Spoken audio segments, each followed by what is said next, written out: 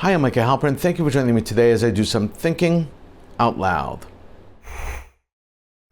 Our first segment is called Background Briefing. The first thing I've been thinking about is the Druze and the massacre of the Druze in Syria and how and why Israel saved them.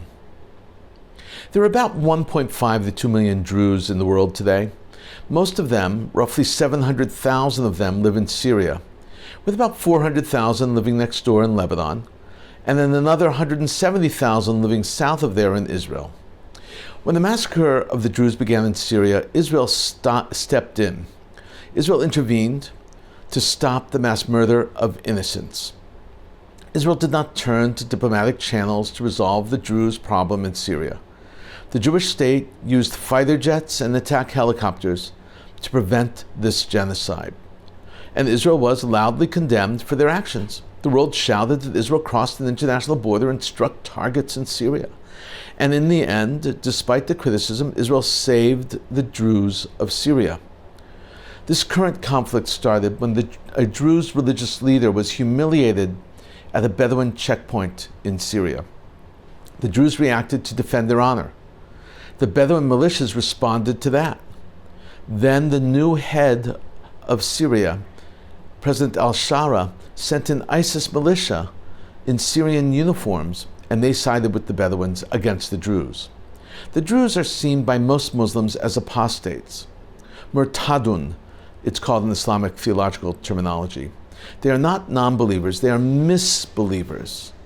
There are fatwas or religious edicts which declare the Druze misbelievers, outwardly masquerading as Muslims. The penalty in Islam for apostasy is death. Tradition and religion are kept very secret in the Druze world. Only a small group called the initiated or the knowledgeable have access to the holy writings known as the epistles of wisdom, the letters of wisdom. No intermarriage and no conversion is permitted for Druze. This is not a new religion. Druze broke off from Shia Islam in about the year 1017, 1018. It all happened in Egypt, and since 1043 of that year, they have not sought converts. The name Druze probably comes from an early leader, preacher named Muhammad bin Ismail Naqshband ad-Druze. Or perhaps it's derived from the Persian Drazi, which means tailor, but there's an ongoing debate as to the authoritative meaning and derivation of the word Druze. One of the basic principles of Druze is loyalty to the country in which they live. They are extremely loyal to Israel, extremely loyal. And even though their relatives and close relatives, siblings and cousins, may live in the land of an enemy of Israel on the other side of the border, like Syria or Lebanon, they still serve in the IDF. They are so loyal that the Druze enlistment percentage into the IDF is over 80%, while the national average is 50%. That accounts for ultra-Orthodox especially.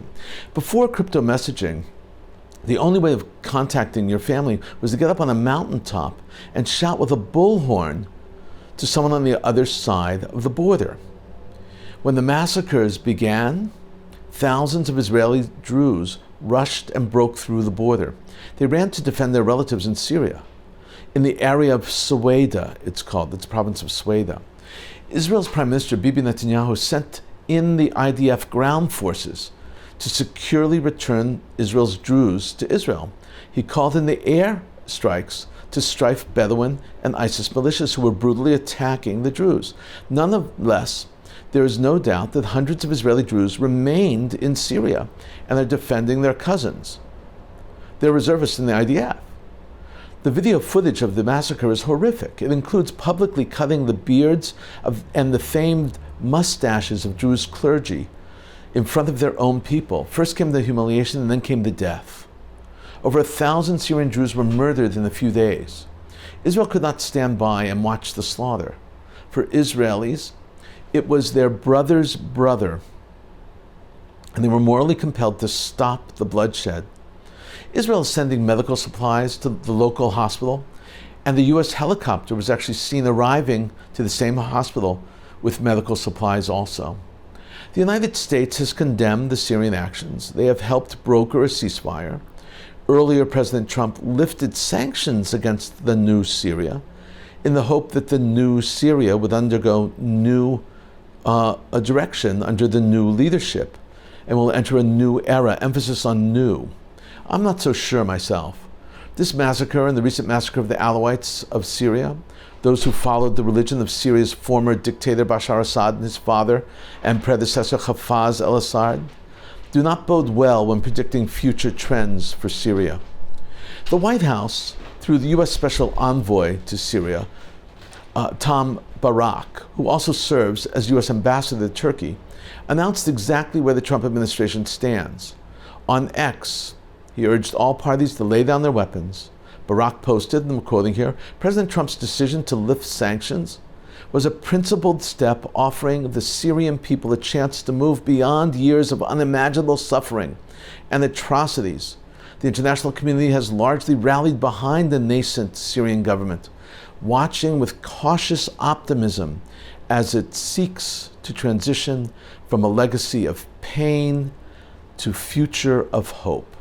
Yet, this fragile ambition is now overshadowed by profound shock as brutal attacks by warring factions on the ground undermine the government's authority and disrupt any semblance of order. All factions must immediately lay down their arms, cease hostilities, and abandon cycles of tribal vengeance. Syria stands at a critical juncture. Peace and dialogue must prevail, and prevail now. That's the whole quote. The U.S. is not going to reimpose sanctions, at least not as I see it right now. But know this, Syria will not transform into a liberal democracy anytime soon. Ousting the butcher Assad and replacing him with the former head of ISIS enshrines the Syrian tradition of the massacre of mass murder of tribes by other tribes, especially tribes that don't like tribes. They kill one another. Today's Syria has no central government, no central army. This is not merely a state of anarchy. It is a tribal country that thrives on tribal and clan conflict. Bottom line, Syria is a mess. Coming up, points of view. First up is a column from the New York Post dated July 15, 2025. It was entitled, "There is no genocide in Gaza. Why the claims equals Holocaust denial," and it's written by Alan Dershowitz. Dershowitz wants to put the idea that Israel is conducting a genocide in Gaza to bed, finally put it to bed. He begins, "It has become fashionable among anti-Israel zealots, including hard-left academics, to use the term genocide to characterize Israel's response to the murder, rape, beheadings, and kidnapping of more than 1,400 innocent Israelis on October 7th, 2023. Self-proclaimed genocide scholar Omer Bar-Tov wrote in the New York Times this week that he knows genocide when he sees it, and he sees it in Gaza. Not in Israel on October 7th, though. The King of Jordan accused Israel of genocide on Monday, following the lead of the UN Rapporteur on Palestine. The label will no doubt be a central part of campus rallies this fall. Now Dershowitz explains that just because you say something does not make it correct. He explains that to accuse Israel of genocide is so warped that it changes the meaning of the word genocide, and it makes it meaningless, and actually emboldens haters of Jews. He writes, "But this accusation is false as a matter of fact, morality, and logic, and law, and a dangerous distortion of history that amounts to Holocaust denial. It trivializes the powerful term genocide and applies it to nearly every war fought by democracies during the last century, especially those directed against terrorism and other forms of modern asymmetrical warfare. By doing so, it encourages terrorism and emboldens terrorists who use civilian human shields to force their enemies into making tragic and deadly choices.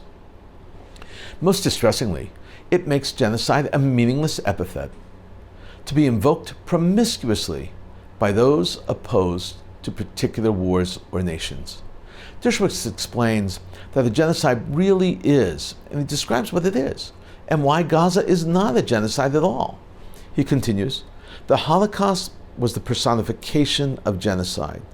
Its expressed aim was the destruction of the entire Jewish race, wherever they were located. Not only did the systematic mass murder of 6 million Jewish civilians serve no military purpose, on many occasions the Nazis actually compromised military goals to accomplish their non-military goal of murdering every baby who had a Jewish grandparent. They went so far as to ingather Jews from areas that were not military targets and transfer them to death camps. These willful and systematic efforts to exterminate an entire race bears absolutely no relationship to what Israel is doing in Gaza. Every civilian death in Gaza is collateral to achieving legitimate military goals. Dershowitz argues that the comparison is so off base, it is sad and even dangerous. There is no possible comparison, he suggests, between the Holocaust and Gaza. He writes, even those who believe that Israel has gone too far in killing a disproportionate number of Palestinian civilians must acknowledge that Israeli actions do not parallel the gas chambers and mobile killing units that characterized the Nazi genocide. To compare those two very different efforts is to suggest one of two possible conclusions. Either the Nazis did not employ gas chambers and other systematic methods of deliberately murdering every Jew they could find, or the Israeli government's military campaign is morally indistinguishable from the Nazi death camps. What Israel is doing is in no way comparable to genocide, planned and implemented at the Wannsee Conference in 1942. Dershowitz argues there are comparisons, though, especially between the United States and UK bombings of civilian cities like Dresden. He writes, it is comparable, though, not in degree, to the hundreds of thousands of civilian deaths caused by American and British military actions following D-Day, including firebombing Dresden, Berlin, and Tokyo, and dropping atomic bombs on Hiroshima and Nagasaki. These military attacks were designed to destroy Nazism, defeat the armies that had started World War II, and prevent a reoccurrence, just as Israel's actions in Gaza are designed to destroy Hamas and prevent a recurrence of October 7th. If anything, the Allied bombings were worse. They were not directed primarily at military targets, but at civilian populations in an effort to demoralize them and to get them to demand surrender. So did many other nations that have waged wars since the end of World War II. We may still compare and contrast what Israel is doing to what the Allies did then. Any such comparison favors Israel. Finally, Dershowitz concludes that it is not in Israel's interest to hurt civilians. He writes, Israel gains nothing and loses much whenever it kills a civilian in the course of trying to neutralize terrorists. But Hamas gains sympathy every time Israel accidentally kills a civilian, especially a child. That is the Hamas strategy. And those who falsely accuse Israel of genocide incentivize the continuing use of this murderous gambit. This is an excellent column.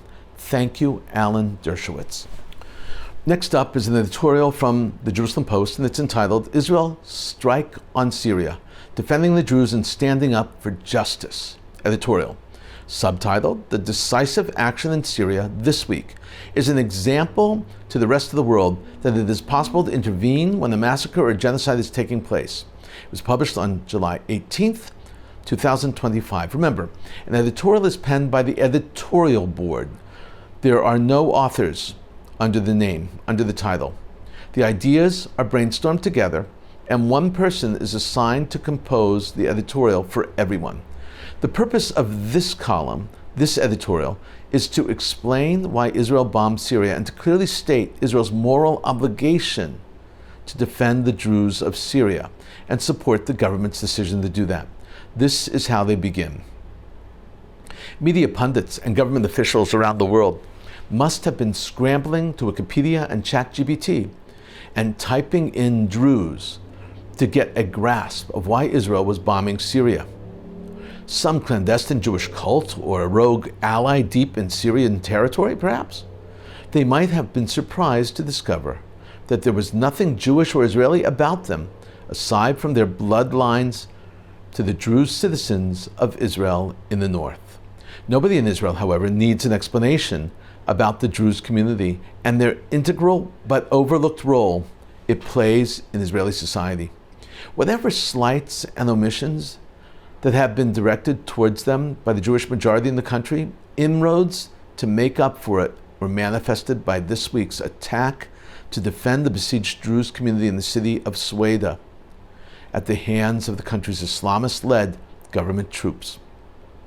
The editors now explain that yes, Israelis not only understand Israel's strikes on Syrian and in defense of the Druze, they support it with tremendous pride. The editors now continue.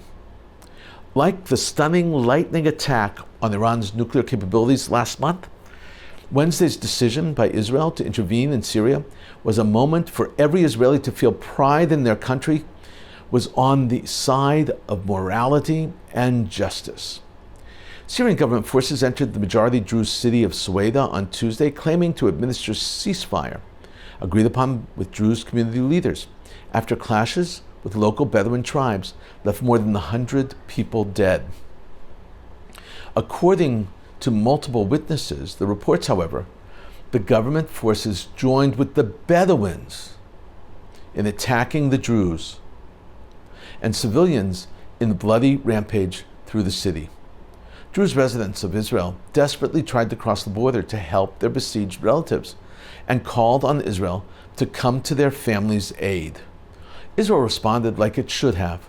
It struck the entrance of the Syrian regime's military headquarters in Damascus and also the area around Damascus' presidential palace in a signal to Syrian President Ahmed al-Shara that he should put the brakes on any attempt to harm the Syrian Jews.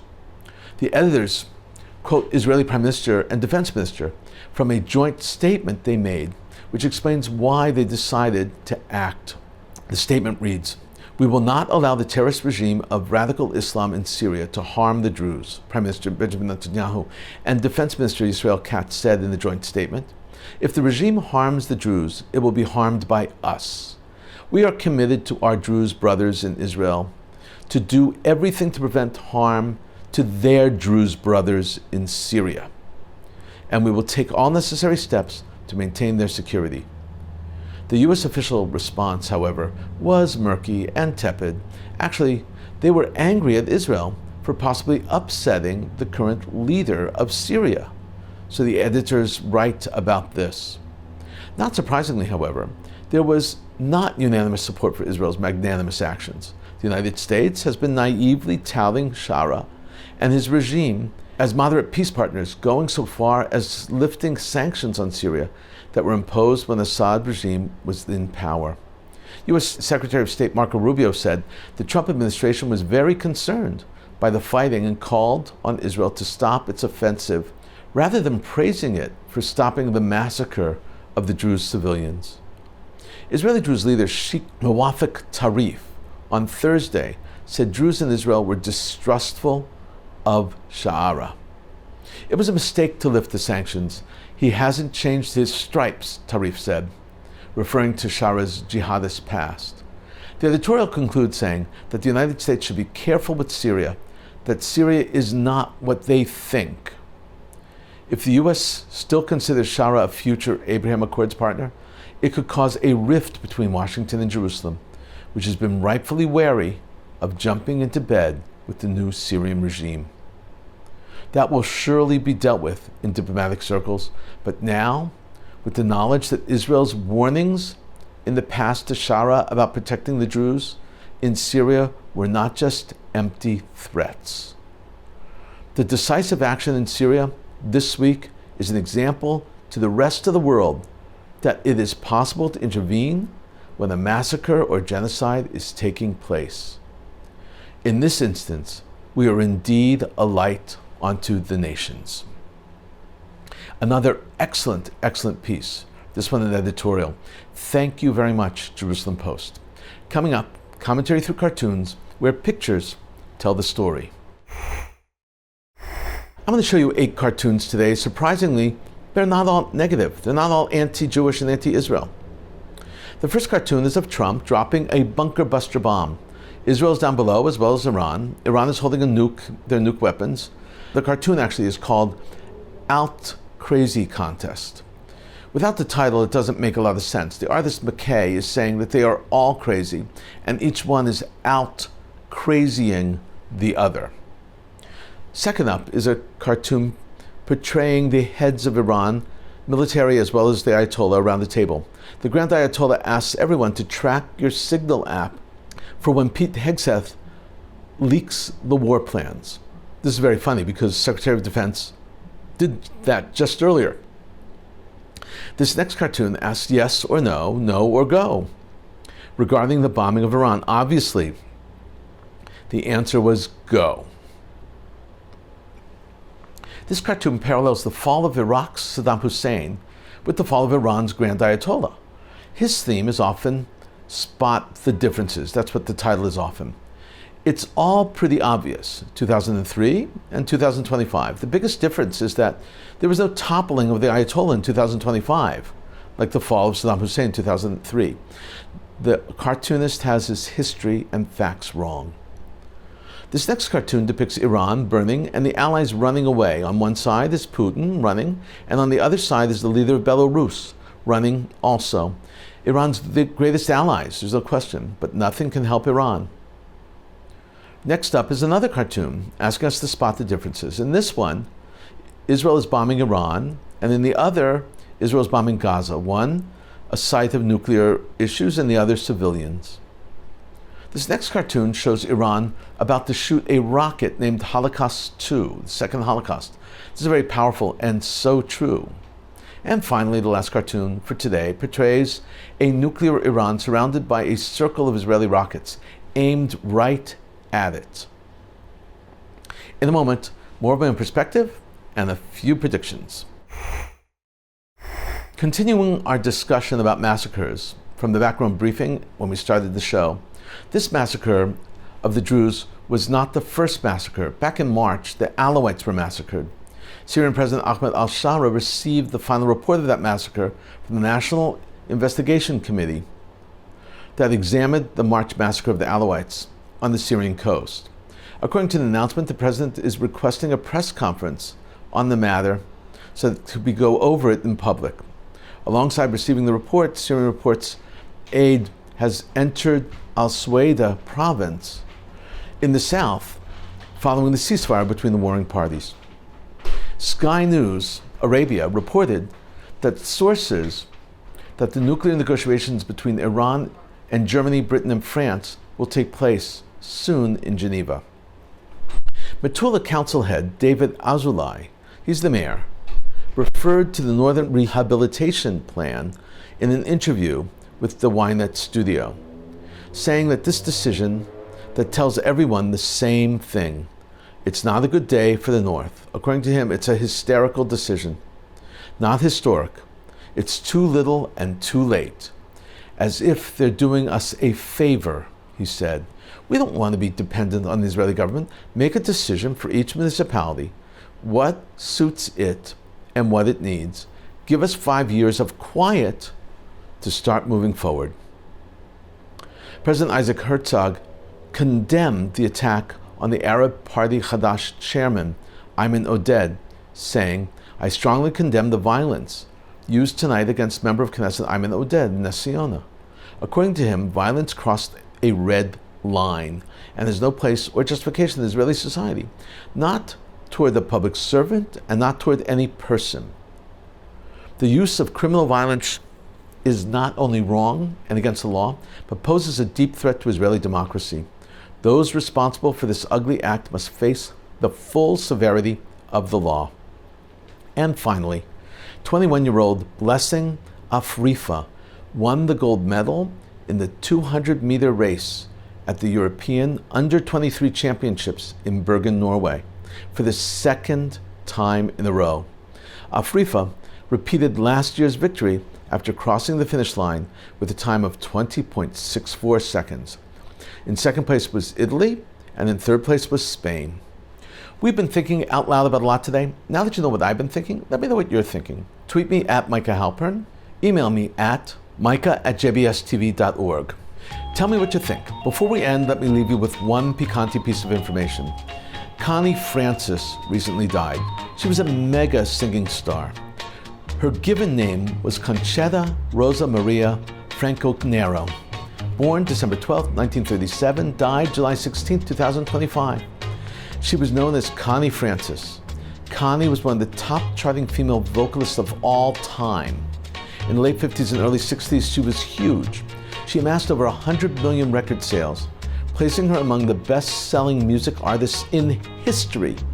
She was totally fluent in Yiddish. She grew up in an Italian Jewish neighborhood in Newark, New Jersey.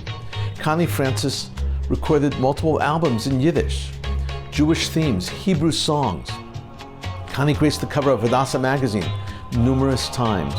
Her death is a big cultural loss to the Jewish community. She was a huge star. Listen to her sing.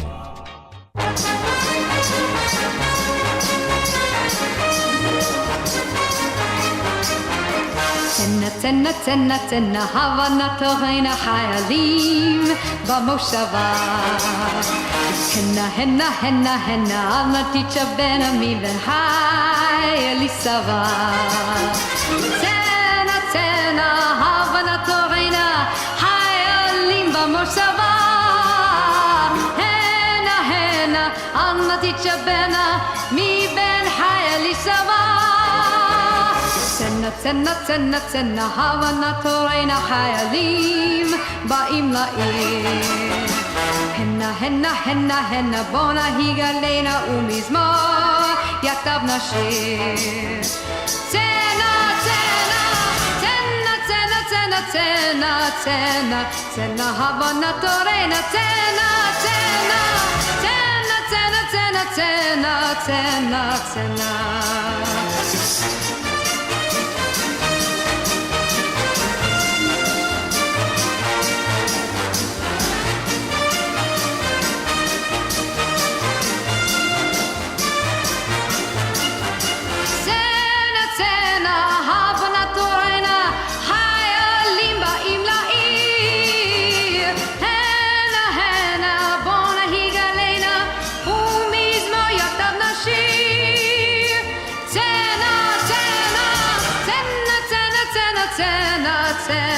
צנע הבנתנו צנע צנע צנע צנע צנע צנע צנע צנע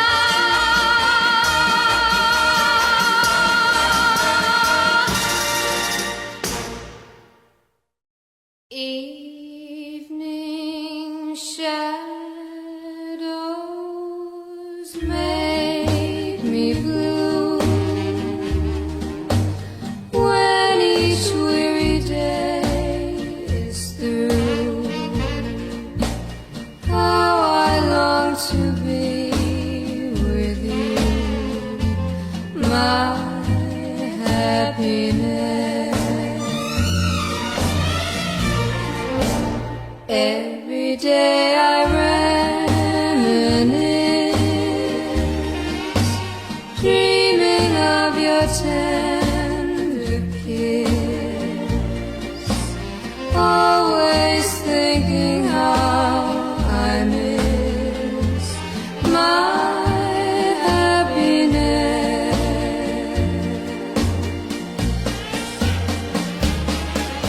A million years it seems have gone by since we shared our dreams, but I hold you again.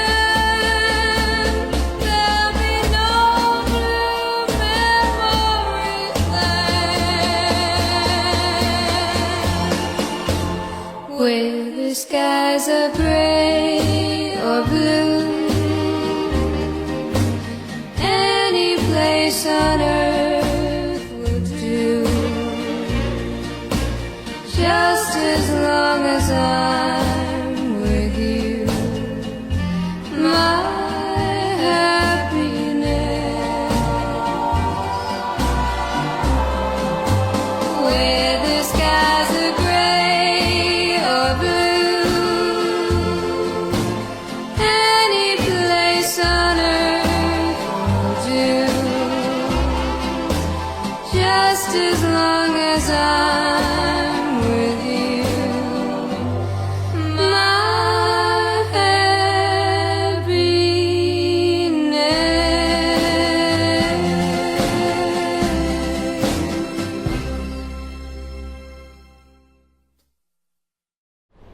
What a voice.